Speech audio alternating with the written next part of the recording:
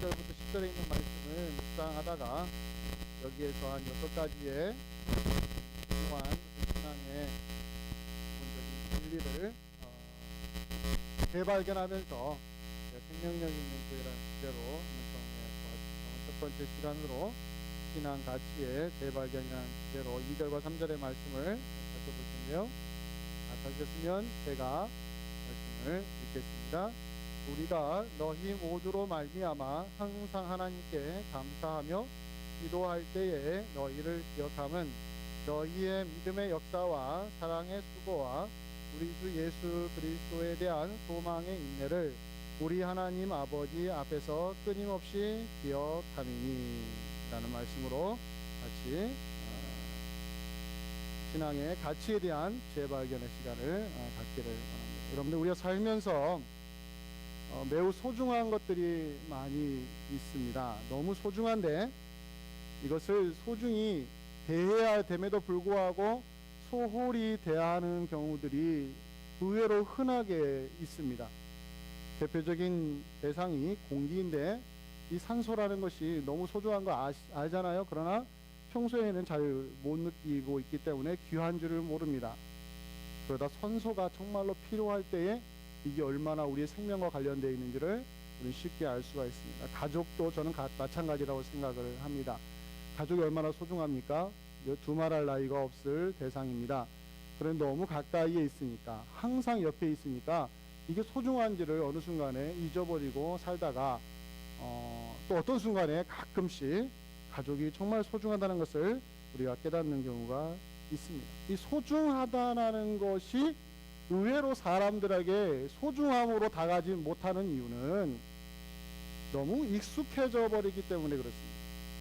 익숙해진다는 것도 좋은 것이지만 이것이 옷에 맞는 것처럼 중요한 것이지만 익숙함이 오히려 그 소중함의 가치를 놓쳐버리게 만드는 방향으로 우리를 잘못 인도하는 경우도 있습니다. 무디어지고 무감각해지는 것을 여러분들 느끼시지 않습니까? 신앙의 영역도 마찬가지예요. 신앙의 영역에서 정말로 필수적인 요소들이 많이 있습니다. 이것만은 놓치지 말아야 되는 것들이 많이 있는데 이것이 익숙해져 버리는 겁니다. 왜? 너무 많이 언급을 하다 보니까 또 너무 많이 듣다 보니까 감각이 떨어지는 거예요. 신선함도 떨어지고 이게 생동감도 사라지며 그리고 이것이 좋은지에 대한 감각마저도 상실되어 버리는 경우들이 있습니다. 그 대표적인 대상이 뭐냐면 믿음과 소망과 사랑입니다. 이 세 단어만큼 기독교를 대변하는 주제도 없을 것입니다. 얼마나 중요한지 우리는 잘 알고 있고 이것이 신앙생활에 있어서 필수적인 것도 잘 아는데 너무 많이 듣다 보니까 그 가치가 무엇인지조차 놓쳐버리는 경우들이 있다라는 거예요. 소중하고 필수적인 요소들인데 식상해져 버린 주제가 되어버린 것이 우리의 모습입니다. 식상해졌다는 것은 자주 듣고 자주 말하기 때문에 그렇습니다. 여러분 적어도 믿음, 소망, 사랑에 대해서 이야기해보라면 말을 할 수가 있을 정도입니다. 그러나 의로움, 칭의에 대해서 이야기해봐라, 성화에 대해서 이야기하라고 하면 잘 낯설지만 믿음, 소망, 사랑은 그만큼 성도님들에게 낯이 있고 익숙해진 단어가 된다는 겁니다. 그런데 이것이 소중한데도 불구하고 마치 공기처럼 제대로 된 대접을 받지를 못하는 경우가 우리의 삶에 있다라는 거예요. 이게 다 어디에서 오냐면 익숙함에서 온다는 겁니다. 근데 언제 써먹느냐? 나를 변호할 때 써먹기도 하고 남을 비판할 때 써먹기도 하지만 우리들의 입에서 오르내리지만 우리의 가슴을 움직이고 우리의 삶을 방향을 완전히 틀어서 새로운 방향으로 가게 할 만큼의 힘으로는 작용하지 못하는 이유가 바로 익숙함에서 오는 소홀함이 원인이 있다는 것입니다. 바로 그런데 그 소홀해질 수밖에 없는 아주 기본적인 믿음, 소망, 사랑에 대해서 우리에게 도전을 주는 교회가 바로 이 데살로니가 교회인 것입니다. 우리가 1장 2절과 3절을 읽었지 않습니까? 이 교회가 가지고 있는 신앙의 모습이 3절에 2절 3절에 나와 있는데 다시 한번 제가 읽어봅니다.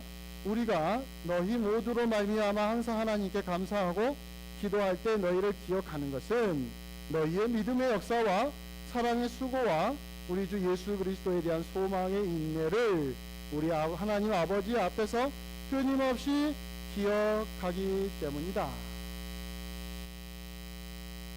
자, 이 교회를 놓고 맨 먼저 펜을 들어서 하나님 앞에 감사하며 기도하는 제목으로 내놓은 게 뭐냐면, 내가 너희를 생각할 때마다, 너희를 기억할 때마다 내 머릿속에 가장 먼저 떠오르는 세 단어가 있는데 믿음, 소망, 사랑이라는 거예요.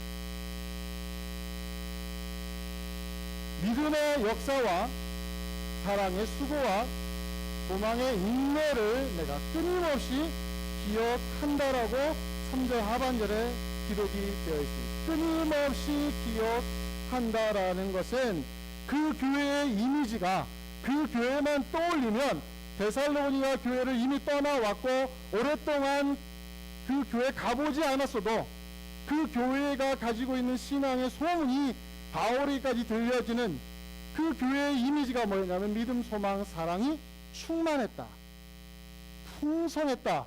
이 부분에서 바울은 확신을 가지고 편지에 쓰기를, 너희를 기억할 때마다 떠오르는 것은 너희의 믿음과 소망과 사랑이다. 그에 비해서 오늘날 이 시대에 살고 있는 우리 교회에 다니는 신자들의 삶에는 얼마나 이 내용이 충분히 우리 삶을 다스리고 있는지 돌아보게 만들기도 하는 것입니다. 너무 식상하고 그로 인해서 무감각해짐으로 인해서 뭐랄까요, 무감각과 그 소홀함에 덮여 살아서 믿음과 소망, 사랑이 내 삶에 얼마나 소중한지를 못 느끼고 있는 것은 아닌지 우리 스스로 오늘 데살로니가 교회를 한번 천천히 살펴보면서 우리 자신을 돌아보기를 간절히 원합니다. 우선 믿음과 소망이 얼마나 중요한지를 우리가 세 구절을 한번 찾아본 다음에 그 말씀을 이어가 보는데요.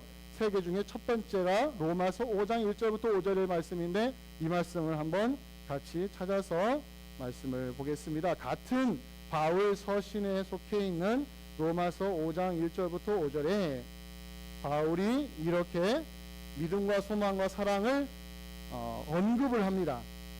제가 읽어보면 5장 1절부터 5절에 있는 말씀 천천히 읽어봅니다. 그러므로 우리가 믿음으로 의롭다 하심을 받았으니 우리 주 예수 그리스도로 말미암아 하나님과 화평을 누리자. 또한 그로 말미암아 우리가 믿음으로 서 있는 이 은혜에 들어감을 얻었으며 하나님의 영광을 바라고 즐거워하느니라. 다만 이뿐 아니라 우리가 환난 중에도 즐거워하나니 이는 환난은 인내를, 인내는 연단을, 연단은 소망을 이루는 줄 알미로다. 소망이 우리를 부끄럽게 아니함은 우리에게 주신 성령으로 말미암아 하나님의 사랑이 우리 마음에 부은 바 된 것이다. 여기 보면 믿음과 소망과 사랑이라는 단어가 쭉 연결이 되었는데 이걸 풀어 쓴 거예요. 어떻게 풀어 썼냐면 우리를 구원을 하시기 위하여 하나님이 이 세 단어를 통하여 일을 하셨다는 거예요. 예수 그리스도를 믿음으로 말미암아 그 다음에 인내를 가지고 소망을 가지고 살게 하고, 그것이 바로 하나님의 사랑이었다라는 믿음, 소망, 사랑이라는 단어로 묶어주고 있다라는 겁니다.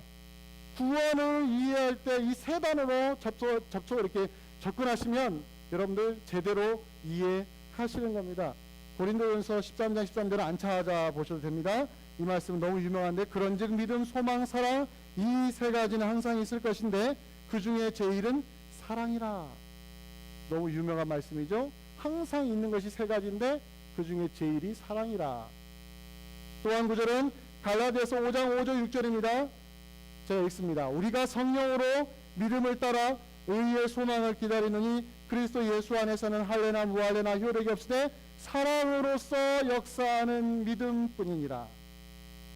믿음과 의의 소망과 사랑으로서 역사하는 믿음이라. 믿음, 소망, 사랑이 한 군데 묶어져 있다라는, 바울을 이해할 때에 믿음, 소망, 사랑을 빼버리면 그에게서 발견되어진 것은 없다라는 겁니다. 예수 그리스도와 아버지 하나님과 성령 이 삼위일체가 다 믿음, 소망, 사랑으로 묶여져 있다라는 거예요. 그만큼 여러분들이 신앙의 기본적인 아주 필수적인 요소로서 믿음, 소망, 사랑을 이해하셔야만 여러분들이 두고두고 여러분들의 신앙생활을 함에 있어서 제 기능을 하도록 도와준다는 겁니다. 그렇게 중요한 세 단어를 오늘 데살로니가전서 1장 3절에 이렇게 표현하잖아요. 너희의 믿음의 역사와 사랑의 수고와 그 다음에 소망의 인내다. 여러분들과 제가 이 부분에서 주목할 부분이 있습니다. 자, 제가 지금까지 믿음과 소망과 사랑이 중요하다는 이야기를 드렸잖아요. 이거 다 동의하시잖아요. 근데 바울이 이 3절 데살로니가전서 1장 3절에 믿음, 소망, 사랑이라는 단어만 쓰지 않고요. 거기에다 수식어를 3개를 붙였습니다. 그게 우리가 좀 특이하게 바라봐야 될 내용입니다. 믿음의 역사 하나, 그 다음에 사랑의 수고, 그 다음에 뭐예요? 소망의 인내. 한쪽에는 믿음, 소망, 사랑이라고 있고요. 그 다음에 이것을 수식하는 단어로 역사하심과 수고로움과 인내를 이야기해요. 이 두 가지의 관계가 어떻길래 왜 이렇게 믿음, 소망, 사랑이라고 하지 않고 믿음의 역사, 사랑의 수고, 소망의 인내라고 했을까? 이 둘의 어떤 관계가 어떤가? 여러분들이 꼭 이해하실 때 믿음과 소망과 사랑은요 필수적인 나무라고 생각하시면 됩니다. 비유하자면 그리고 역사와 수고와 인내는 그 나무에서 나오는 열매라고 생각을 하시면 두 관계를 제대로 이해하시는 것입니다. 그럼에도 불구하고 왜 이렇게 굳이 믿음, 소망, 사랑이라 하지 않고 믿음의 역사다, 왜 소망이 인내다, 사랑의 수고라고 하느냐? 그것은 세 가지 이유로 여러분들에게 말씀을 드릴 수가 있습니다. 첫 번째, 왜 믿음의 역사라고 하느냐? 믿음이란 단순한 표현 대신에 그것은 믿음과 소망과 사랑이 너무 중요한데 오해의 소지가 굉장히 많은 단어이기 때문에 그렇습니다. 무슨 말이냐면 믿음과 소망과 사랑이요 기독교만 쓰는 단어가 아니라는 거예요. 즉 성경에만 있는 단어가 아니라 일상적으로 우리가 자주 들을 수 있는 단어가 세 단어입니다. 그러다 보니까 비기독교적인 요소가 얼마든지 우리의 이해 속에 침투해 들어올 수가 있다는 거예요. 믿음이 아닌데 믿음이라고 쓰고 사랑이 아닌데 사랑이라고 말하고 소망도 아닌데 소망이라고 말해버리는 기독교라는 이름으로 말할 수 없는 내용을 우리는 믿음, 소망, 사랑이라는 단어에 그냥 함축해서 쓸 경향이 있다는 거예요. 성경에서 이거에 대해서 무지 조심스럽게 걸러냅니다. 예를 들어서 믿음이라는 단어를 쓸 때 믿음도 여러분들 야고보서에 보면 무슨 믿음이 나옵니까? 귀신의 믿음, 죽은 믿음이라는 표현이 나오는 거 기억하시잖아요. 그 말은 뭐예요? 살아있는 믿음이 있다는 것이죠. 오늘 여기서 믿음의 역사는 살아있는 믿음을 이야기하고 싶은 것입니다. 자, 사랑도 마찬가지예요. 사랑의 수고라고 여기서 표현하는 이유는 거짓된 사랑이, 세상적인 사랑, 이기적인 사랑이 있다라는 겁니다. 즉 수고하는 사랑이 아닌 누리는 사랑, 받는 데만 익숙한 사랑이 얼마든지 들어올 수 있다라는 거예요. 그렇게 변질될 수 있고 오해될 소지가 있습니다. 그래서 믿음의 역사다, 소망의 인내라고 표현을 하는 것입니다. 두 번째 이유는 이 믿음과 소망과 사랑이요 의외로 신자들 사이에 실체가 드러나지 않는 개념적이고 추상적인 단어로 전락할 염려가 매우 큽니다. 믿음은 토론의 대상이 아닙니다. 소망도 토론할 주제가 아닙니다. 사랑도 토론한다고 되는 게 아니에요. 즉 믿음과 소망과 사랑이 지식화되거나 추상화되면 지식을 쌓듯이 내가 믿음에 대한 이론을 쭉 정리해서 이 믿음에 대한 정리를 한 장부터 10장까지를 내가 싹 알고 있다고 내가 믿음이 있는 게 아니라는 뜻이죠. 이 믿음에 대한 신학자들의 기가 막힌 진술을 우리가 읽었다고 내가 믿음이 있는 게 아니라는 뜻입니다. 그게 지식화예요. 사랑이라는 단어도 마찬가지예요. 얼마나 많은 사람들이 사랑에 대해서 아름답게 표현합니까? 사랑이라는 시를 읽었다거나 사랑이라는 좋은 문구를 내가 읽었을 때 그게 내 마음을 감동시켜도 그게 사랑의 실체는 아니라는 거예요. 사랑에 대해서 지식으로는 알고 있지만 내 삶으로는 안 나타나 버리는 그런 사랑이 얼마든지 존재할 수가 있다는 거예요. 그래서 사랑에 뭐라고 그래요? 수고라고 행동적인 차원에서 언급하는 거예요. 믿음도 뭐라고요? 추상화될까봐 믿음의 역사라고 합니다. 좀 이따 제가 설명을 드리겠지만 매일 이어만 신앙의 교만의 주제가 믿음과 소망과 사랑이 될 수가 있어요. 내 삶에 하나도 그 실체가 드러나지 않으면서도 내가 알고 있다는 이유로, 내가 신학서적을 읽었다는 이유로, 믿음과 사랑과 소망이라는 좋은 책을 읽었다는 이유로 나는 믿음과 소망과 사랑을 알고 있어, 실천하고 있어라고 자기 스스로 뭐랄까요? 착각하게 만들 위험성이 있다는 겁니다. 마지막 세 번째는 왜 역사라는 단어, 수고한다는 단어, 그 다음에 인내라는 단어를 수식어로 붙이냐면 이 세 단어가 믿음과 소망과 사랑을 증명할 수 있는 힘이 되기 때문에 그렇습니다. 믿음을 뭐로 증명하시겠습니까, 여러분? 역사함으로 증명하는 겁니다. 사랑을 뭐로 증명하시겠어요? 수고함으로 증명하는 거예요. 소망을 무엇으로 증명해요? 인내로 그게 진짜인지 가짜인지를 확인할 수 있다는 거예요.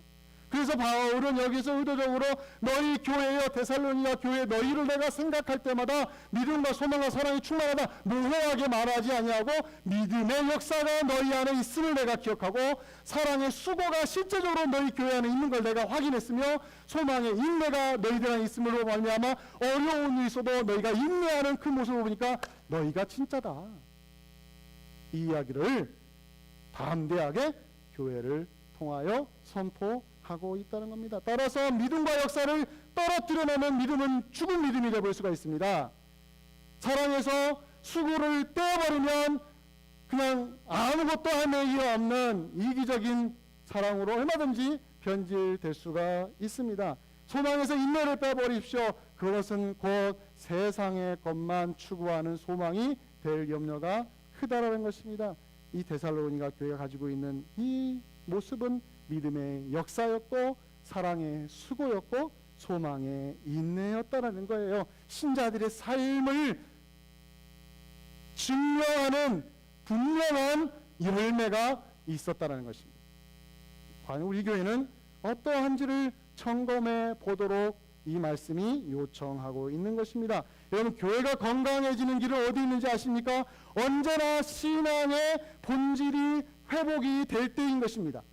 신앙의 본질이 뭐예요? 믿음, 소망, 사랑이라고 했습니다. 믿음과 소망과 사랑이 우리 안에 회복이 되어야 되는데 어떻게 회복이 되느냐? 어떻게 하면 교회의 생명체가 활기차고 살아 움직이고 이게 제대로 된 기능을 할 수 있느냐? 역사로 드러나야 되고 수고로 나타나야 되고 인내함으로 우리 삶의 증거가 되어야만 바로 교회가 살아있구나라는 열매가 나타나는 것입니다. 따라서 우리가 오늘 믿음의 역사와 사랑의 수고와 소망의 인내가 무엇인지를 차근차근히 살펴보면서 우리 안에 이 세 요소가 제대로 발견이 되고 있는지 내 삶에 이 내용이 열매가 있는지를 확인할 필요가 있습니다. 믿음의 역사를 먼저 가봅니다. 오늘 너희의 믿음의 역사가 있다라고 이야기를 하는데 그 역사한다라는 단어는 영어는 work라고 합니다. work. 그러니까 일을 한다라는 거예요. 믿음이 일을 한다고 이야기합니다. 그래서 믿음 하나, 한쪽에서는 일한다라는 두 개의 단어를 하나로 묶어주고 있는 거예요. 실제적으로 작동하고 있는 것을 말합니다. 기계에 비유하면 고장나지 않고 작동해서 제 기능을 하는 기계와 같이 믿음이 기능을 한다는 것입니다. 실제적인 영향을 끼치는 믿음, 내 삶에, 내 인생의 목적에, 내 삶의 방향에 영향을 미쳐서 틀어주고 그 다음에 고쳐주고 새로운 방향으로 가도록 결단하게 만드는 힘이 뭐예요? 믿음의 역사라는 거예요. 이것과 반대되는 개념을 살펴보기 전에 우리가 데살로니가 교회에 어떻게 나타났는지를 2장 13절을 한번 보시기 바랍니다. 이런 말씀이 있습니다. 데살로니가서 2장 13절에 증거가 있어요. 바울이 그들 가운데 믿음의 역사가 있다는 것을 13절에 이렇게 말합니다. 이러므로 우리가 하나님께 끊임없이 감사한다고 다시 말합니다. 끊임없이. 아까는 끊임없이 기억한다고 했는데 여기서는 끊임없이 감사함은 너희가 우리에게 들은 바 하나님의 말씀을 받을 때에 사람의 말로 받지 아니하고 하나님의 말씀으로 받으니 진실로 그러하도다. 이 말씀이 너희 믿는 자 가운데서 역사하느니라. 이게 믿음의 역사라는 거예요. 하나님의 말씀이 바울이 입을 통하여 증거될 때 교회에 있는 성도들이 하나님의 바울의 말이 아니라 하나님 말씀으로 받아들인 것을 바울이 뭐라고 평가하냐면 믿음으로 반응했다고 평가하는데 그 믿음으로 반응한 그들의 결과가 뭐예요? 그 말씀으로 말미암아 실제적으로 그들 가운데 변화가 일어났다라는 것입니다. 그래서 그리스도인이 된 것이 맞습니다. 그리고 그 뒤부터 그들의 삶은 예수 그리스도의 능력으로 말미암아 매일매일 변화되는 역사가 일어난다라는 거예요. 믿는다라는 단어에 반드시 들어가야 될 단어는 역사한다라는 뜻을 꼭 내포를 해 주어야 하는 것입니다. 오늘날 교회가 왜 병들었느냐고 자꾸 이렇게 비판을 받는 이유는 다른 게 아니에요. 믿음이 있는데 역사는 없기 때문에 그렇습니다. 믿음은 배우고 믿음은 책을 통해서 알아내고 믿음은 토론의 주제가 될지언정 그것이 실제적으로 변화시키는 능력, 우리의 삶 속에 들어와서 우리의 삶을 움직이는 믿음으로는 가지 않는 겁니다. 여러분 고인물이 썩는다는 유명한 격언 아시잖아요. 왜 고인물이 썩어요? 새로운 물이 들어오지 않고 더러운 물이 나가지 않기 때문에 그런 거예요. 믿음이라는 것이 바로 그런 겁니다. 믿음이 제 기능을 하면 우리의 오래된 관습이라는 썩은 물이 나가고 뭐예요? 하나님의 새로운 능력이 들어오는 것입니다. 들어왔는데 안 내보내 보십시오. 그럼 누가 이기는가? 썩은 물이 새로운 물을 썩게 만듭니다. 이게 자연의 섭리예요. 영적인 섭리도 마찬가지라는 거예요. 믿음이라는 단어를 내가 기억하고 있다고 해서 내 삶이 나타나는 변화된 게 아니라는 것을 말을 해주고 있는 것이죠. 교회의 생명을 불어넣는 일 너무 어려운 것입니다. 왜요? 믿음에 속하는 일이기 때문에. 그런데 그 믿음이 실제적으로 우리의 삶에 역사해서 여러분의 삶을 변화시킬 수 있을 때에야 그 믿음이 제대로 역사를 감당하는 것입니다. 여러분들 야고보서 2장을 한번 보겠습니다. 이 믿음과 관련돼서 야고보서 2장 14절부터 보시면 이 역사하는 믿음에 반대되는 용어로 귀신의 믿음, 죽은 믿음이라는 단어가 나오는데 2장 14절부터 17절까지만 제가 한번 읽어봅니다. 내 형제들아 만일 사람이 믿음이 있노라고 행함이 없으면 무슨 유익이 있으리요? 그 믿음이 능히 자기를 구원하겠느냐? 만일 형제나 자매가 헐벗고 일용할 양식이 없는데 너희 중에 누구든지 그에게 이르되 평안히 하라 덥게 하라 배부르게 하라 하며 그 몸에 쓸 것을 주지 아니하면 무슨 유익이 있으리요? 이와 같이 행함이 없는 믿음은 그 자체가 죽은 믿음이라. 이 말씀이 너무 좋은 말씀인데요. 이게 워낙 강해서 사람들이 정죄의 수단으로 씁니다. 너무 시니컬하게 이 말씀을 접근하는 경우가 있습니다. 형제나 자매나 헐벗고 있으며 일용할 양식도 없는데 평안히 가라 덥게 하라 배부르게 하라. 이게 잘못 사용하는 경우가 있습니다. 이렇게 하는 사람이 어디 있겠습니까? 내 형제와 내 자매가 헐벗는데 가만히 있는 형제가 어디 있겠습니까? 그렇지 않습니다. 도와줍니다. 어떻게든 도와줘요. 그러나 헐벗은 사람이 충분히 느낄 만큼 도움을 못 받고 있다는 것은 맞습니다. 그러나 다 도와줍니다. 그러나 야고보가 왜 이런 말을 했냐면 무엇을 증명하고 싶었냐면 매우 극단적인 예를 쓴 건데 믿음이라는 것은 행함으로 나타나지 않으면 아무리 믿음이 있다고 하더라도 그것은 죽은 믿음이라는 것을 확인을 시켜주고 싶은 거예요. 이 말을 누구를 공격하기 위해서 쓰라는 것도 아니고 나를 방어하라는 대로 쓰라는 것이 아니라 내 삶을 돌아봤을 때 내가 믿음이 있다고 하는데 정말로 믿음이 있느냐라는 걸 무엇으로 확인하냐면 행함으로 확인하는데, 행함이 뭐라고 해요? 형제나 자매가 헐벗고 이럴 양식이 없는데 어떻게 할 수 있느냐, 이렇게 접근을 하는 것이죠. 무엇을 말해줍니까? 살아있는 믿음과 대조적으로 죽은 믿음은 탁상 공론처럼 그냥 입으로만 오르내릴 수밖에 없는 죽은 용어로 전락할 수가 있으니까 끊임없이 우리 자신을 돌아봐서 실제적으로 삶으로 드러나도록 우리가 물갈이를 해야 된다는 거예요. 자꾸 내 안에서.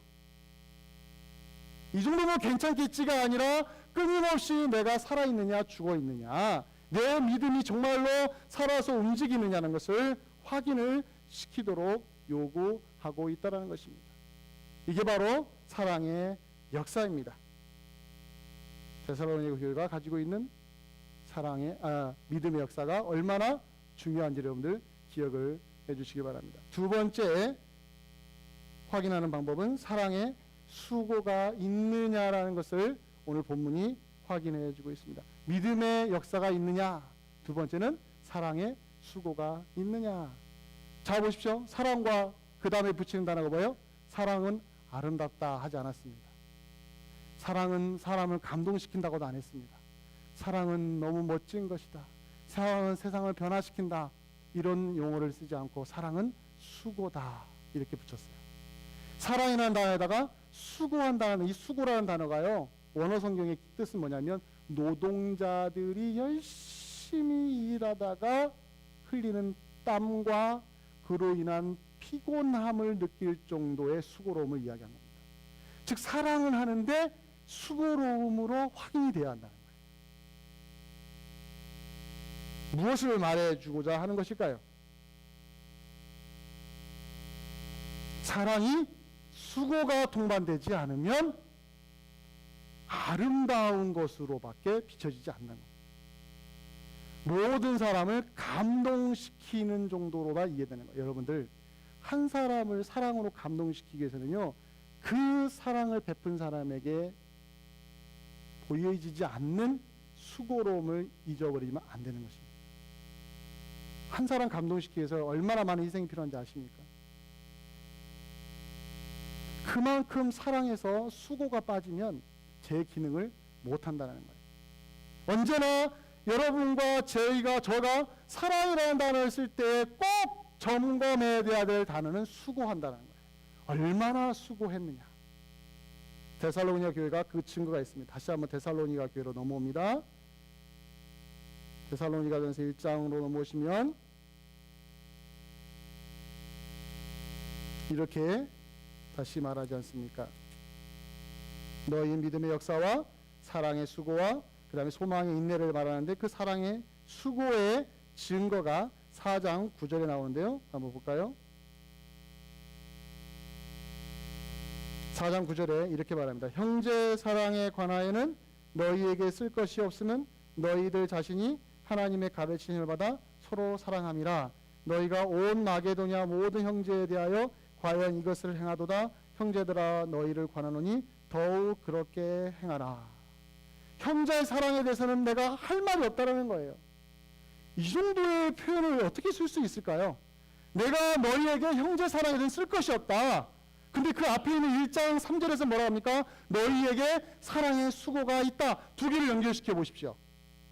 너희에게 항상 있는 것은 사랑의 수고인데 형제의 사랑에 대해서 내가 쓸 것이 없다. 그러면 형제를 사랑함에 있어서 그들이 가지고 있는 수고가 얼마나 대단했는지를 확인을 시켜주는 겁니다. 얼마나 대단했는지를 마게도니아에 있는 모든 형제들이 다 알 정도로 너희의 사랑이 충만했다.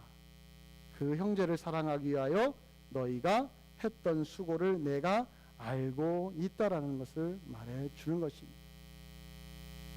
왜 이렇게도 사랑에다가 수고를 자꾸 붙일까요? 그것은 말로만 하는 사랑이 있기 때문에 그렇습니다. 말로만 하는 사랑. 자, 잘 들으십시오.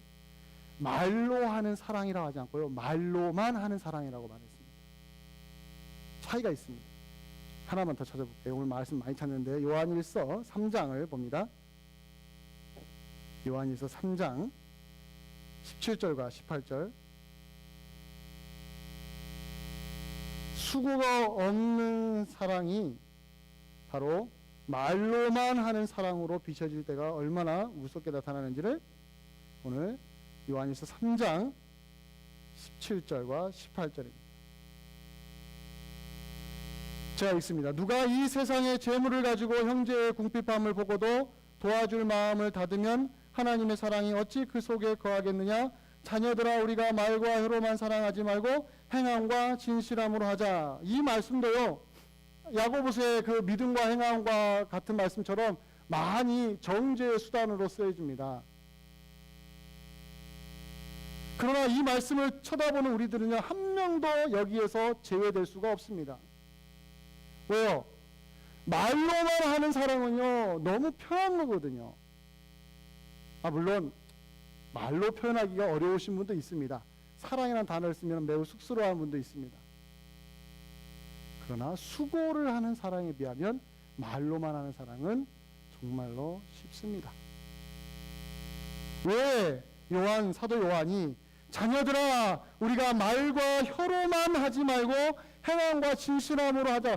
말과 혀로만이라는 단어를 써서 만이라는, 말과 혀로도 사랑해야 되고 행함과 진실함으로도 해야 되는데, 이 두 가지가 같이 가야 되는데 행함을 빼버리고 말로만 하기 때문에, 이것은 사람이 가지고 있는 본성 때문에 그래요. 사람은 누구나 할 것 없이 말로만 하고 싶은 약점을 가지고 있습니다. 내가 수고하지 않으면서 말로만 열심히 하네요. 이거 너무 흔한 일 아니겠어요? 나는 아무것도 들지 않으면서 아이고 수고합니다. 나쁜 거 아니죠? 위로해 주는 거니까. 그러나 나는 뭐 하고 있는 거예요? 하나도 손을 움직이지 않고 있을 수가 있다는 거예요. 나는 손을 하나 움직이지 않는데 말로 이미 사랑을 표현하니까, 남을 인정해 주니까, 수고하는 사람을 이렇게 위로해 주니까 내가 하고 있는 것처럼 느껴지는 거예요. 그러나 수고는 누가 하고 있어요? 진짜로 손을 더럽히는 사람, 꾸준히 하는 사람이 수고하는 것이지, 그 말로 그 사람을 위로해 주는 나는 하나도 손을 안 대고 있는, 그러면서 불구하고 이 둘 차이가 어느덧 경계선이 무너지고 내가 같이 가고 있다는 거예요. 사람이 그래요. 이게 우리의 약점이거든요. 그래서 말로만 하지 말라. 사랑을 한다면 꼭 수고가 들어가야 된다. 여러분, 주는 사랑과 받는 사랑이 있습니다. 주는 사랑이 있으니까 받는 사람도 있고요, 받는 사랑이 주는 사람도 있는 거예요. 그러나 수고는 언제나 받는 사랑에는 없습니다. 주는 사랑에만 수고가 꼭 들어가게 되어 있습니다. 그 주는 사랑이 감내해야 될 애쓰는 것과 피곤함과 땀 흘리는 것을 여러분들 기억을 하셔야 됩니다. 그것을 가장 잘 보여주신 분이 누구예요? 우리 주 예수 그리스도의 십자가입니다. 그 하나님의 사랑이 가장 극명하게 되는 게 예수님의 십자가요. 그 십자가는 이 사랑의 수고의 결정판입니다. 그 정도의 수고를 할 정도면요, 여러분, 교회는 참으로 놀라운 능력이 드러나게 되어 있습니다. 저는 이 말씀을 보면서 우리 자신들을 돌아보기를 원합니다. 우리 안에 정말로 사랑의 수고가 있는 것은 맞는 것인지, 정죄의 수단을 쓰지 말라고 제가 자꾸 말씀을 드립니다. 내가 하고 있는지만 확인을 하시면 그것으로 충분합니다. 여러분들, 수고하기 위하여 땀이 흘러져야 됩니다. 수고하기 위하여 내가 구정물에 손을 넣어야 되는 것입니다. 수고하기 위하여 여러분의 발품을 팔아야 되는 것입니다.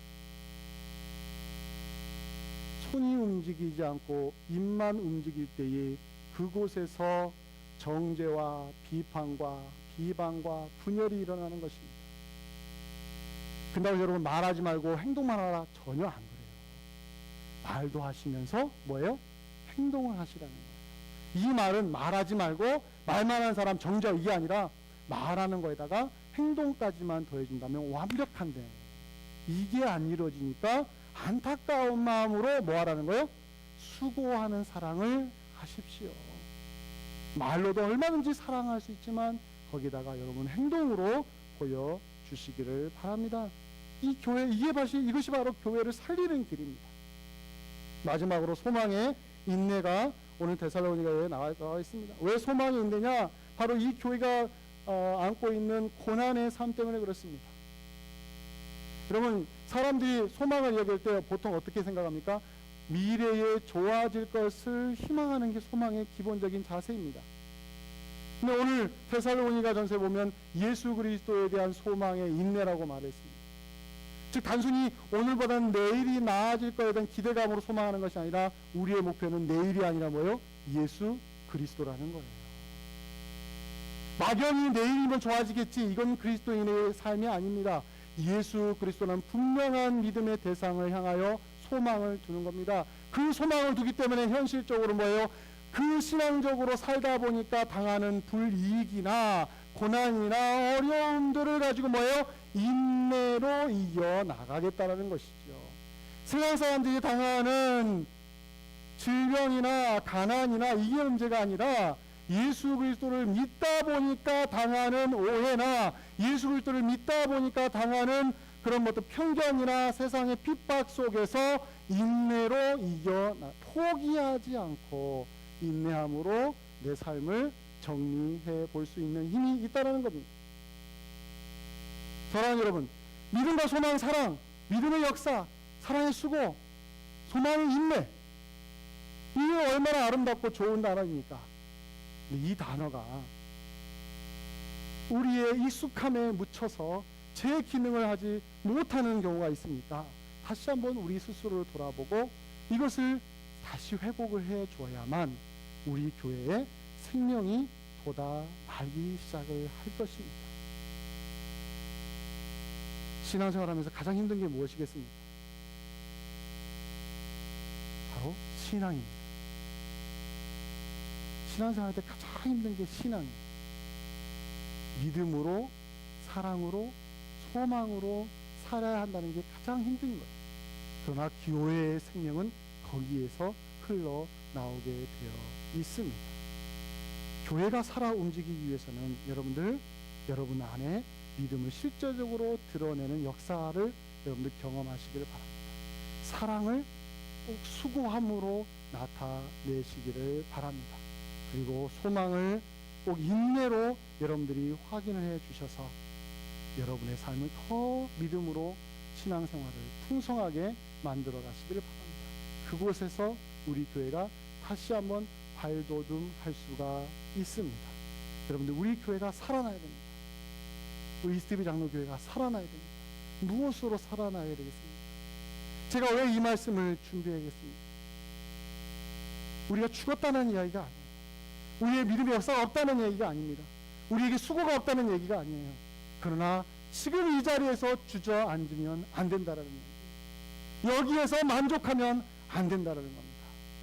우리에게는 더 많은 수고로움이 필요하고 더 많은 믿음의 실제적인 행동으로 나타내야 될 것이 많습니다. 더 많이 여러분 인내하시기를 바랍니다. 억울하고 정말로 억울하고 분통 터지는 이 현실 속에서도 인내로 이겨나가시기를 바랍니다. 그래야 이 현실을 우리가 이겨나가고 우리 교회가 다시 한번 힘을 내어서 생명이 넘치는 하나님의 백성으로 우리 자신을 돌아볼 수가 있다는 것입니다. 신앙 가치의 재발견이라는 것은 바로 그런 것입니다. 없었던 것을 만들어내는 신앙이 아니라 이미 2000년 동안 존재해왔던 신앙의 가치를 새롭게 만들어서 발견해서 우리의 삶에 적용을 해보는 것입니다. 말씀을 정리합니다. 여러분들, 믿음의 역사와 사랑의 수고와 그 다음에 소망의 인내가 내 삶에 꼭 나타날 수 있도록 오늘 하루 돌아보시면서 이 말씀을 묵상하시면서 여러분 자신을 점검하시고 주 앞에 새로운 힘을 얻기를 주의 이름으로 간절히 축원드립니다. 기도하겠습니다. 고마우신 아버지,